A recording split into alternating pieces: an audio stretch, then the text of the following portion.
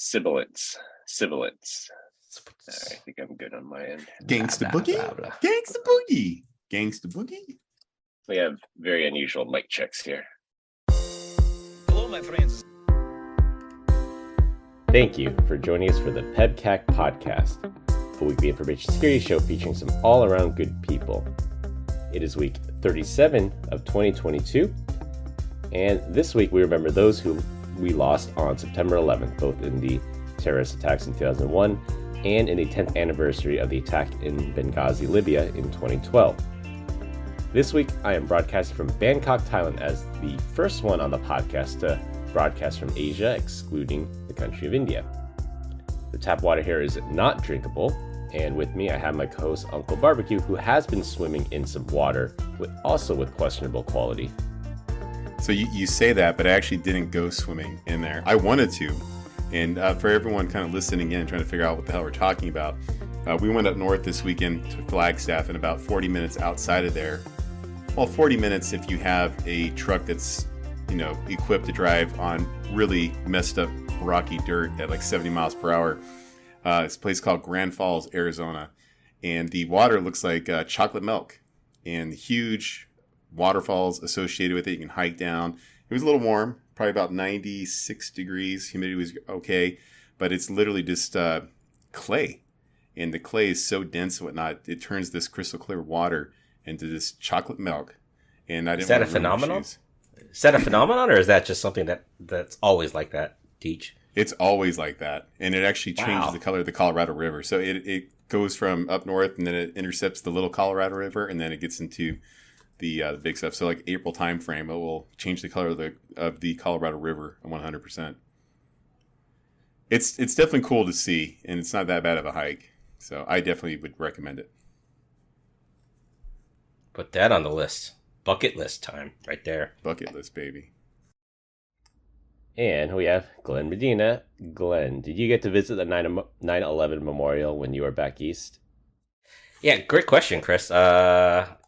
No, but I was able to see it. So we went into New York City one evening, walked around, got to see this really cool thing it's called the Vanderbilt building. It's one Vanderbilt. It's right next to Grand Central Station, where the 3 floors were dedicated to this view, and they call it the summit. And in that summit, like the first floor of that view is all glass, so everywhere you look is kind of a mirrored image, and it looks like things go on for infinity. Great views, 360 degrees around the building I thought was just phenomenal. And it's like I said, I've been to New York before, but it's something I've never done. And then we were staying in Jersey City with my mom's family, so didn't get to do a lot of sightseeing. We were there to see my mom and her sister, who she hasn't seen, gosh, in over 15 years. Pretty surprising. And she had celebrated her 92nd birthday. So happy birthday, Aunt. Happy birthday. Hey, forget about New York, right? Or Chicago. That's nothing. I want to hear about, Prague? And I want to hear about Bangkok, Chris, because there's got to be some great stories around there someplace. Yeah. Would you go back to either one of those places with the wife and kids? Yeah. I would. There's a lot of good stuff to see. So Prague was more historical, so if you like museums and history and things like that, that was a good place. And I'm sure there's places outside the city. This was just in the area we were at. Kids probably wouldn't like it so much, and my wife isn't as into history, but there's other stuff to do there. But Prague was good for history museums. Bangkok, it's been thunderstorming here a lot, so I haven't been able to wander too far away from the hotel area, but there's a lot of good shopping here. And they have a nice river here. So actually, Prague has a nice river as well. So if you want to do like a riverboat tour, I would bring the family here. It's just those flights are absolutely killer. So does the water not dry over there? Why are you scared of a little thunderstorm? I didn't bring an umbrella. Well, you don't need that. You're already sweating. You're already 100% humidity. You're already wet. Just go enjoy it, man. I don't think Bangkok has drought issues like we do in the United States at this moment in time, do they? So yeah, and I think we got 6 inches of rain last night alone. Yeah, it's been raining a lot.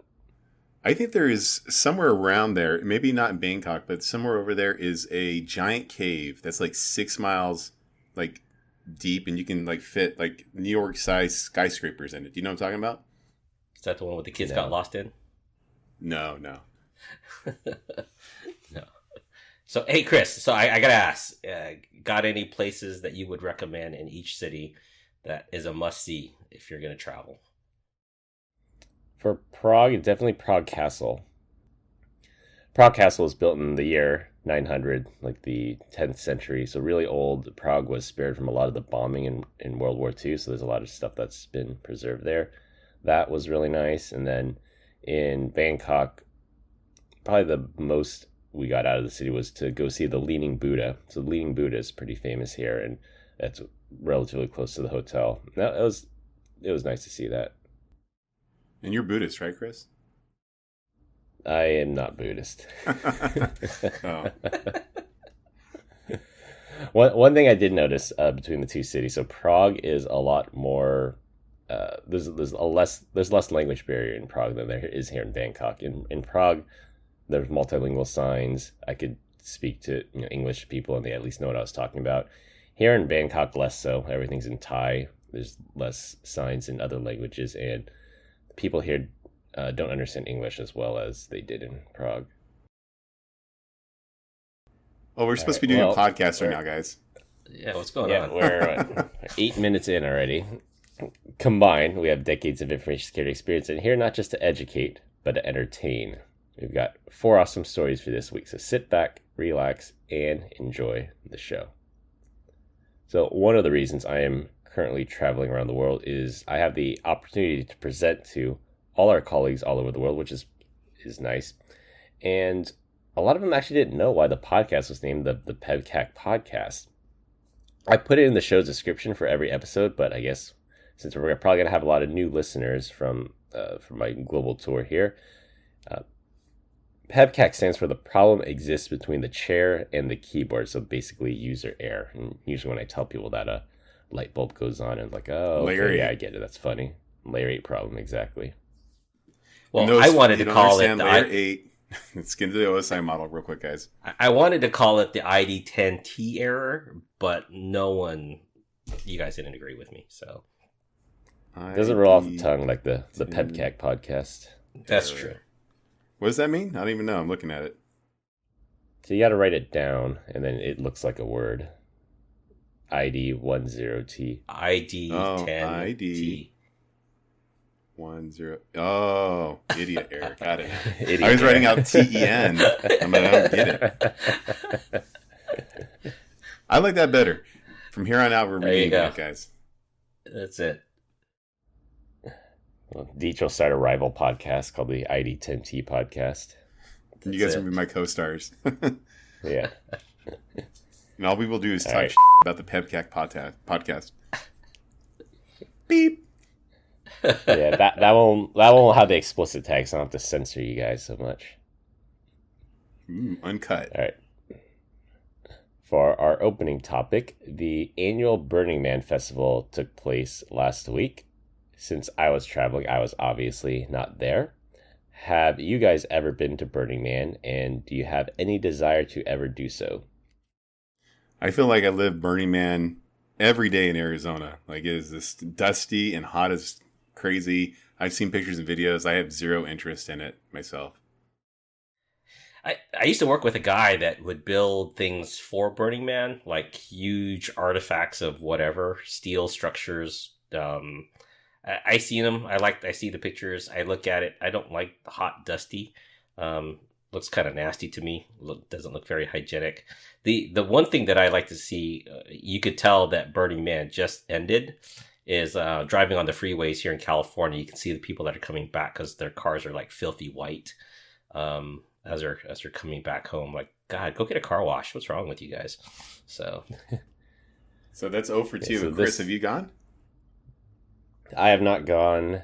I'm not of the arts kind of person. I could see, if you are into that, why it'd be cool to go. But yeah, the thought of spending days in the desert, and there's no utilities. So everything you need, you have to cart in. You have to bring in your water. You have to bring in your food. You have to live in an RV. I don't think Pack you it can live in, a pack it car. out. Exactly, and then California banned internal combustion engine cars. So in a couple in 10 years or so, you're going to have electric cars there. There's going to be a lot of cars with dead batteries there. So it's not exactly my cup of tea. Although I've actually seen some setups that it's more like glamping. Like they have this elaborate setup. They bring everything in that you need. That'd probably be one of the few conditions I might go. But yeah, definitely not up my alley. And actually, so this year's Burning Man was the first time they had it in 3 years because of the pandemic. And at the very end of Burning Man, they said it took people like 8 hours just to get to the exit gate. And then after the exit gate, the freeways were all jammed. So that's just not fun.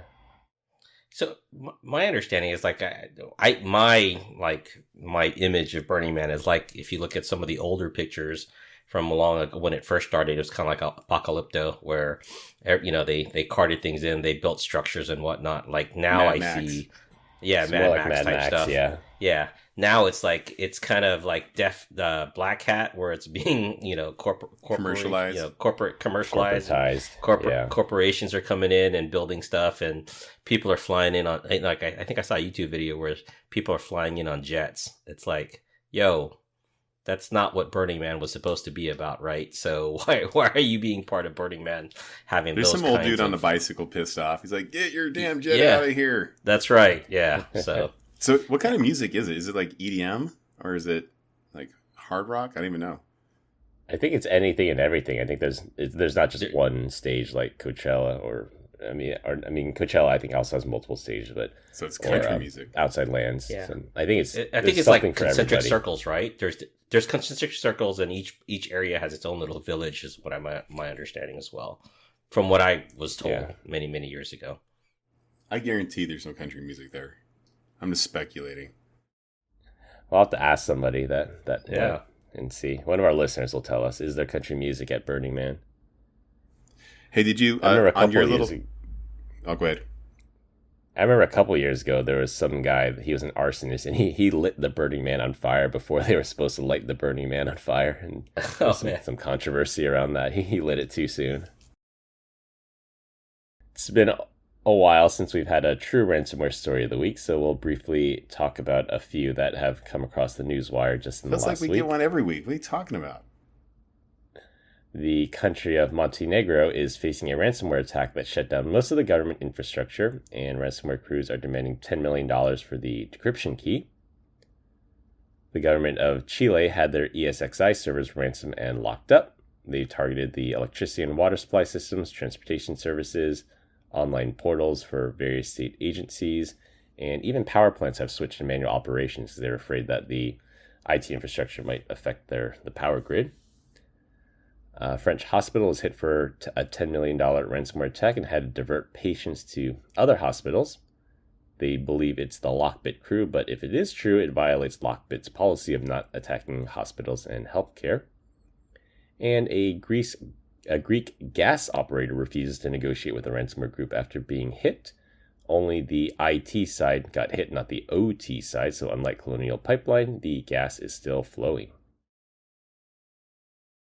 Oh, the whole zero trust messaging that we heard at RSA and Black Hat and DEF CON, it's coming to light, especially the OT stuff, so I'm not really surprised. Are they actually asking for 10 million? Like PayPal transfer, or are they asking for Bitcoin? Or some type of crypto? Some Okay, type of I missed crypto. Yeah. Yeah, usually you can't PayPal, you can't wire transfer. Usually they ask for it in some type of untraceable cryptocurrency. Want it all in unmarked copper pennies. That'd be a lot of pennies. Yeah. Well, Am I just desensitized by this whole thing? Like, no one's really, like, all this news has come out. There's all this stuff that's going on, and yet, people are still getting ransomed for some reason.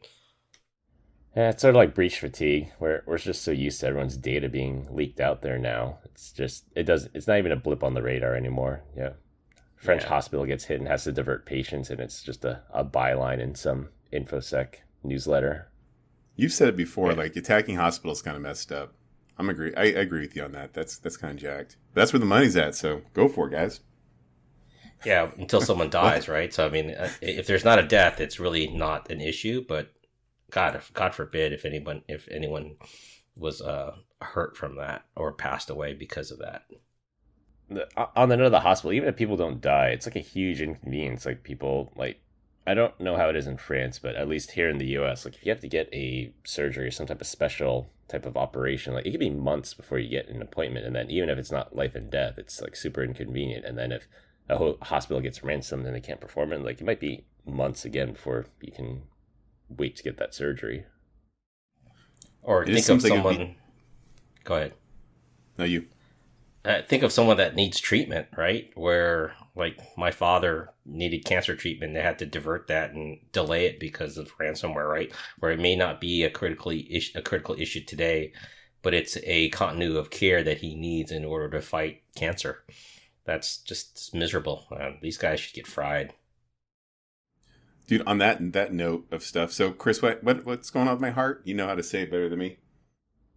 It's a supraventricular tachycardia, SVT, yes. I believe it's the acronym. So my heart. Did your wife break your heart? No, it's just beating fast. But well, here's the thing: it's been going on for like over a year, right? And anytime I talk to people, they're like, "Well, maybe your Apple Watch is just broke." I'm like, "No, man, I can see my heart like literally pounding and whatnot." So I actually had an episode a couple days ago. My wife took me to the ER, not because I thought I was going to die, but just to go over there and check it out. So Dignity Health is the hospital we went to. And I'll tell you what, like, talk about the greatest service known to man. Like, I walked in, I'm like, yeah, this is what's going on. I look pretty calm and peaceful. They hooked me up, like, real quick to check out my heart, and they can see that it's like 193 beats per minute. And next thing you know, there's like 10 people. Yeah, there's like 10 people in the room, like, hooking up all these things to me. It was just, long story short, I'm fine. But the crazy part was just like how great the entire staff was. So if you ever have to go to a hospital in Arizona, Dignity Health, man, they came through. I mean, like from the moment I walked in to, you know, having hands all over me and people over there, like 5 minutes. It was wild. So once again, I've taken this podcast out of security and into my own personal life. On a sort of semi-related note, I remember reading, I think it was maybe last year or 2 years ago, they actually did a study, and they said that hospitals that have suffered ransomware attacks that have, you know, additional controls in place, they tend to have higher mortality rate, higher death rates, because they said if they have to spend the extra 30 seconds to use the MFA, or if they have to perform extra steps to unlock this workstation, then that's 30 seconds a delay in care. So we're reaching that point where, you know, it shouldn't have to be that you have to defend these hospital systems as much as we do today, although it's good practice anyway, but it actually affects the quality of care.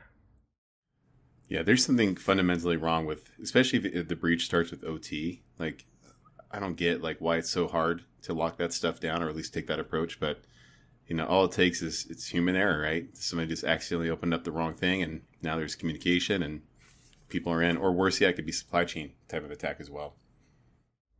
Yeah, you pay some contractor, says get this extra machine online, and then they get the machine online. Oops, except we accidentally exposed it to the internet with no passwords. Like, come on, really? And then it's you know, it may or may not be the hospital's fault. It could be some contractor they hired to do the job that didn't secure it properly. I had that copy machine guy.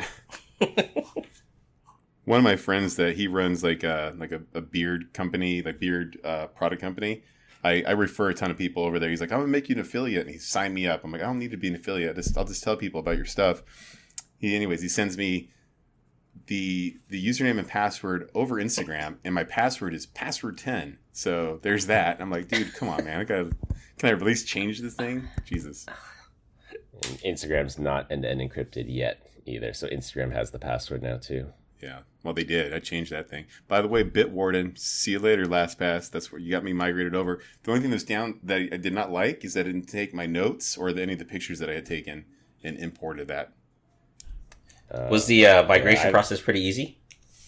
Yeah, it was literally just log into the web UI, create like a CSV, and then just copy and paste it right into Bitwarden, and you're done. The biggest downside is like all the stuff that I kept like in the notes and stuff like that, like the secure notes numbers. Feature. Yeah, secure that notes, didn't come over. Secure notes didn't come over. No. Like I would keep like my insurance card in there, just stuff easier to find on any device. And I don't think they let you set that thing up without 2FA, which is nice. Yeah, that's huge. And I know LastPass free doesn't support 2FA, but Bitwarden free does, which is another reason. Look at that. That and then the unlimited device sync support for Bitwarden. $10 annually. Yeah. I send them the cheaper, family I was one. going to say. Yeah. I may have to start using this. So this is pretty cool. Like it.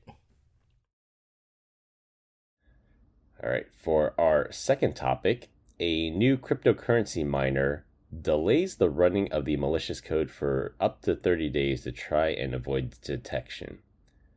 Sandbox evasion is not new, and delaying the malicious payload is not new, but this new crypto miner shows how far criminals are willing to go to deliver their malware.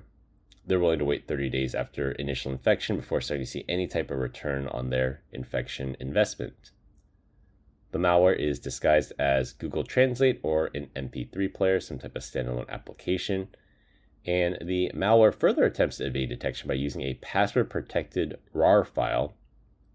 The malware sends the PC's specifications to a command and control server, and in return receives instructions on how long to wait and how much CPU to use to further evade detection. So there's two things going on right here. So the sandbox evasion is only, I guess, for the malicious payload, but the fact is you still have kind of taken over this PC. You have a binary of some nature that's running undetected. So how is that done? It has to be a 0. Well, I don't know if it's a 0 day, but it hasn't been flagged as being malicious yet.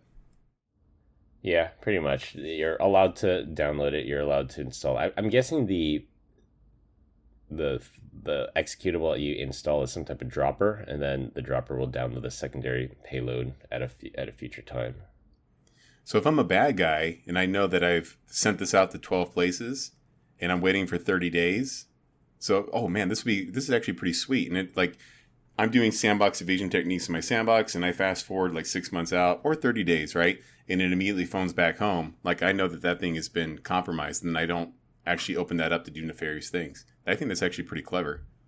Does that make sense? Yeah. Repeat that again, Brian. So number one is sitting there running. It's not doing anything bad. But if I deploy it, and then in my sandbox, right, I am fast forwarding time 31 days in advance, and it's immediately calling back. That's me, the bad guy. I'm gonna look at this and be like, oh, this has obviously been compromised.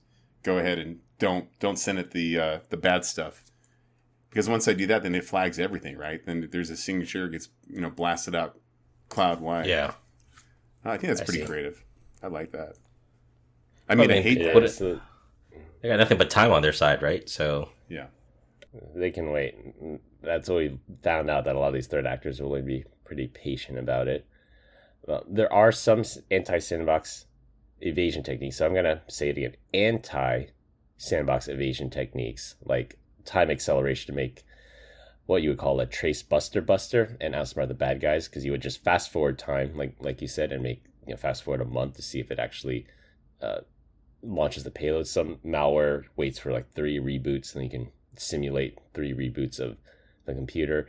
But then the bad guys, what they do is they make a trace buster, and they have their malware call out to a known NTP server to get the actual time in case some type of time acceleration attack was used. Well, I think you could probably spoof the NTP stuff, couldn't you? Or at least that's what you should be doing in your sandbox. Exactly. So if you know that it's phoning out to an NTP server, you can have it return something. And then I guess the trace buster method would be have this NTP server like sign the time or something crazy like that, so it can't be spoofed. That'd be pretty sweet. It's always interesting, this cat and mouse game. Yeah, when coming up with a signature for like the file, like a SHA signature or MD5. So the way to counter that, right, is this, that when you generate that binary, you can put in like some like what's it, NSO? What's the acronym for non-running code that's in the background? Just insert a bunch of white space and it changes the code. Yeah. Yeah. You just I think that's like default by now. Use hash buster. I think there's a program called hash buster. It's a technique called hash busting. Yeah, you just change one bit and then it changes the hash. I'm so glad I don't have to worry about that. That's somebody else's problem. I'll sell it all day, but I don't have to worry about it. Between polymorphic code and this thing waiting to phone back home for 30 days, I love it.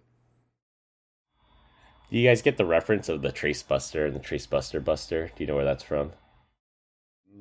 No. It's a movie called The Big Hit. It's Marky Mark and Lou Diamond Phillips. It came out, I think, in the 90s. It was a dumb movie, but it was entertaining. And as one of the plot lines, Marky Mark gets accused of kidnapping some, the head of the Yakuza's daughter, I think it was. And then they go to make the ransom call. And then the kidnappers say, I got this trace buster. So when they tried to track us, the trace won't work. This. And then it flips on the other side. It shows the Yakuza guy with his minions and says, oh, I got this trace buster. And I got this trace buster. And I got this trace buster. So it was just like this whole cat and mouse game. So that's an analogy we use a lot in security of how the attackers try to come up with new techniques to evade our detection techniques, and we create better detection techniques. And it's just this arms race. It's a cat and mouse game. That's all it is. Yeah. All right, for our third topic, clever attackers are abusing anti-cheat software for the popular Genshin Impact game and essentially using it as a rootkit to kill AV-related processes. For those of you who do not play online games, Glenn, competitively, online cheating is pervasive and a huge problem that developers have to deal with. To combat online cheating, game developers require players to install this anti-cheat software, which often runs in kernel space, so we're talking about ring 0, so it can monitor and terminate any process it deems as cheat software. Well, there's a flaw in the anti-cheat software for Genshin Impact, which allows an attacker to use the kernel-level driver to kill antivirus processes, which is bad news for network defenders. The game maker, for whatever reason, will not patch the vulnerability, but organizations that solely rely on endpoint security software should take notice. Yeah, that's a bad thing that if it's running in kernel space. I'm like old school. I just, tape a big red X on my actual monitor or my TV and just use that as the crosshairs. Makes it way easier to do it. I don't have to install anything. Yeah. And Glenn's sending naughty you are an stuff. Online gamer.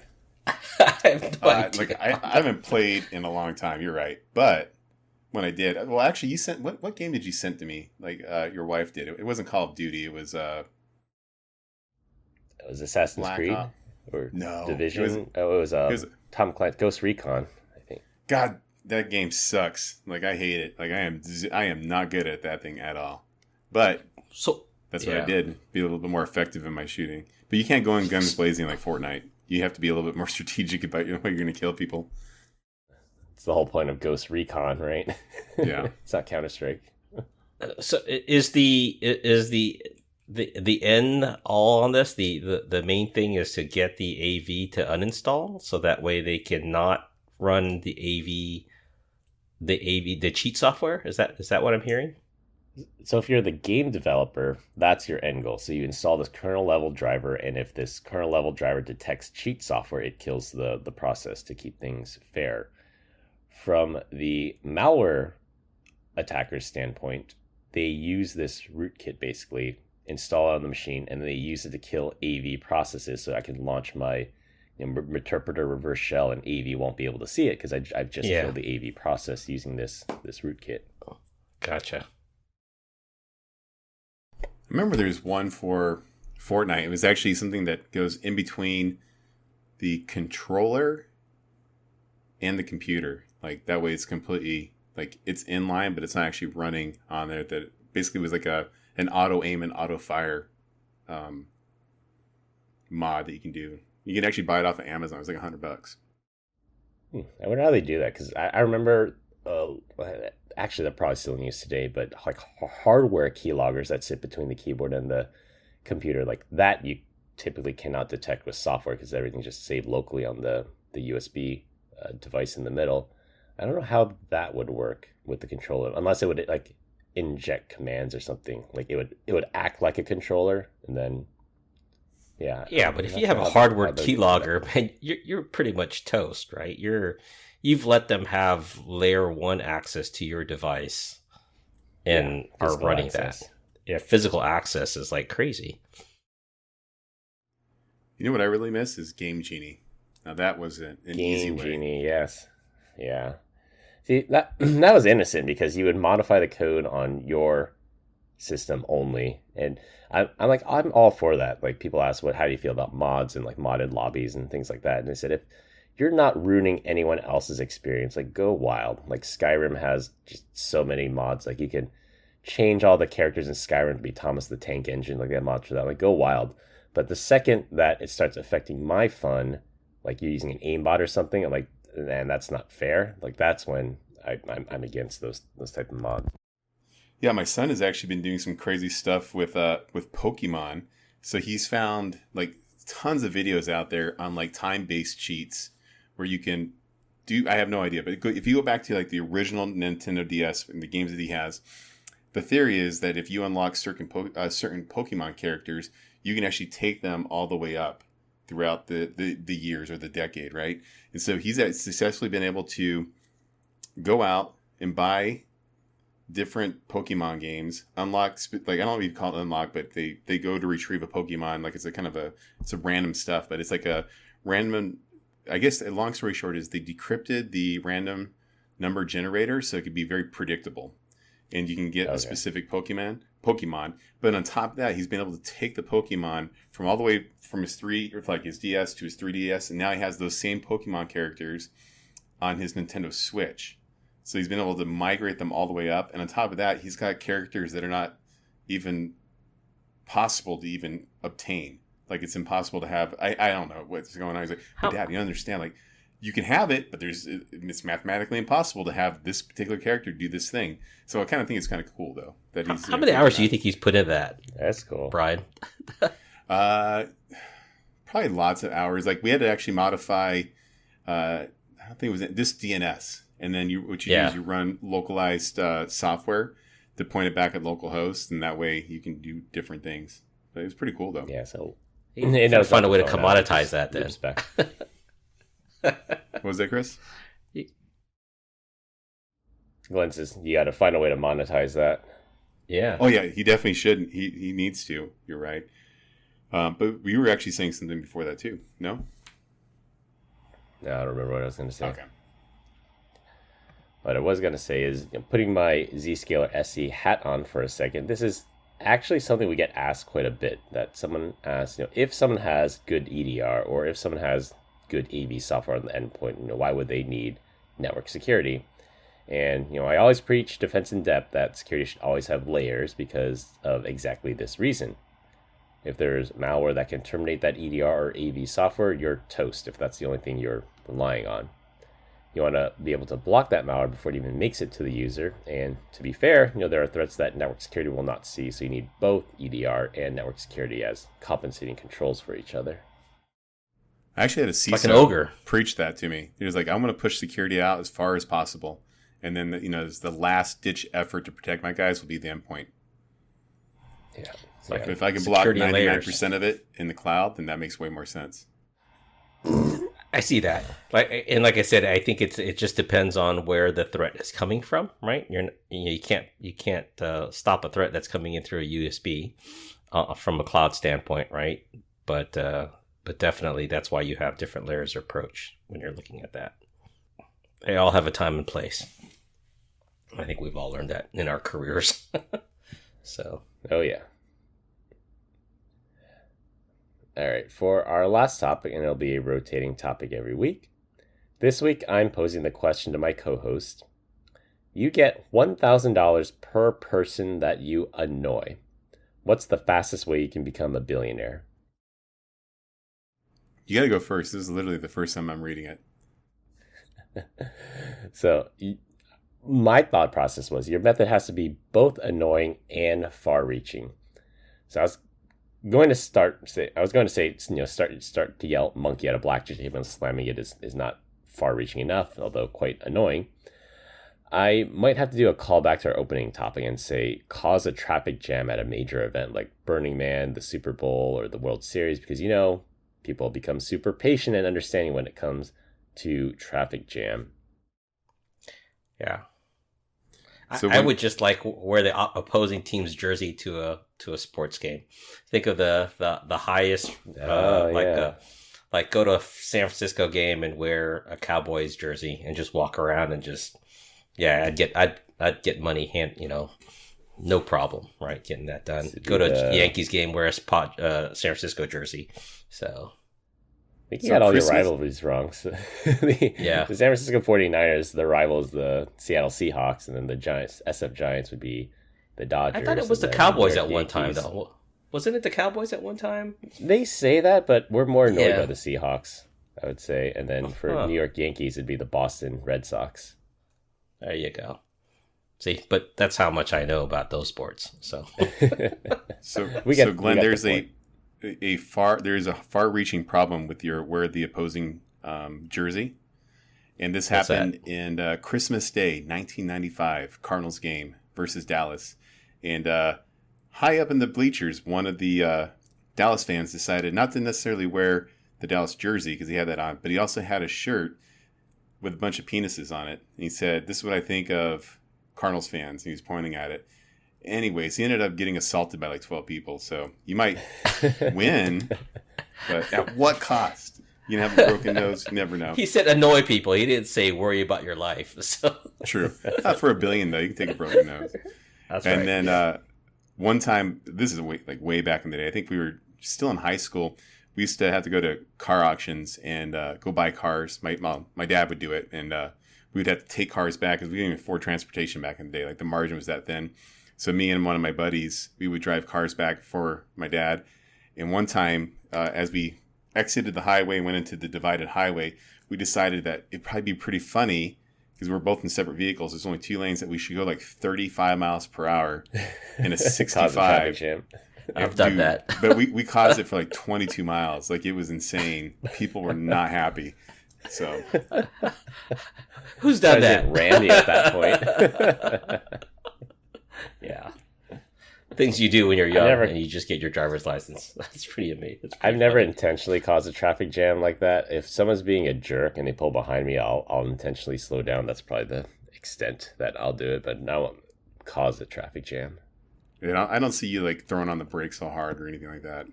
Have you guys seen the thing that you put in your back window where it can like flip people off and like lights up? No. Or it can give like the thumbs up. I have not seen that. Or throw the bird. We'll have to send it out to you. Yeah. Pretty cool idea. Put that in the back of your Tesla, Brian. So this is what I would do. I would open up a new Netflix account and I would socialize my username and password out to everybody. I would pocket the other $970 and then I would do a password change. And then nobody would have my Netflix password anymore. They'll all be pissed off. Boom. Fastest way to $1 billion by recouping my money for everyone that I shorted. So the other one I was thinking was something that is universally hated and would have a wide-reaching audience is you make TV and streaming commercials 10 times louder than the actual content you're watching. Yeah, that's annoying. I would be annoying. You know, I have a free one on top of that. How about you just go to Las Vegas, maybe Mandalay Bay, and you just jump in the elevator. It's loaded. Every time you're in that elevator, it's loaded. You just fart. Doesn't cost you anything. That already. Yeah. You want to get people really upset. That way. Yeah. You want to get people really upset, 12 people at a time, you bet the do not pass line at a craps table. Yeah, they don't take kindly to that. No, man. You talk about not making friends. Oh my gosh. Noted. Yeah. I'm going to start doing that next time I'm in town. Yeah, another one I thought of, and I've personally experienced this many times riding public transit. So you go on a crowded subway or some type of public transportation or train, and you play loud music through a Bluetooth speaker. Yeah, that's pretty annoying. I don't understand those people. Anytime I go to California, that's a thing. There's people walking around with their backpack, shorts, and a Bluetooth speaker playing terrible music. Glenn's got to run. Does that mean you can't do your dad joke of the week? Do I have to fill in? I'm going to do my dad joke. Sorry. All right. Oh, we're at the top of the hour. Let's go. All right. Well, we continue to get great comments about our dad joke of the week. Dad joke of the week. This week, Glenn is up. So, I love my dad. And one time I asked him, I said, so Dad, how much does it cost to get married? And he told me, he goes, I don't know, son. I'm still paying for it. That is very, very true. Kind of stings a little, Glenn. Kind of stings. Nice. All right, to wrap things up, be prepared for massive delays if you go to Burning Man. Ransomware is still alive and well, so protect yourselves. Malware is delaying its malicious payload by up to 30 days to avoid detection. Online gaming anti-cheat software is being used to bypass endpoint AV software, and the host notes show you how to annoy lots of people. That's all we have for this week. We hope you enjoyed this week's episode. You can find us all on LinkedIn. Links will be in the description. Follow us on Instagram at PEBCAK Podcast. Thank you to all our listeners and subscribers who rate us 5 stars in the iTunes Store and Spotify and left us a review. We appreciate you all spreading the word to help grow the show. The best way to find us is to search for the PEBCAK Podcast on your favorite podcast listening app. For my co-hosts Brian Deitch and Glenn Medina, I'm Chris Louie. Thanks for listening. We'll see you all next weekend. As always, have a nice day. Bye, I think I'm more surprised that they, yeah, thank you. I think I'm more surprised that they call it Burning Man still, not like Burning Person. You know what I'm saying? For how long? For how long? Next year, we'll find out. What would be the appropriate, like, way of saying that now? I don't even know. I don't live in California. Bye, Glenn. Burning... They?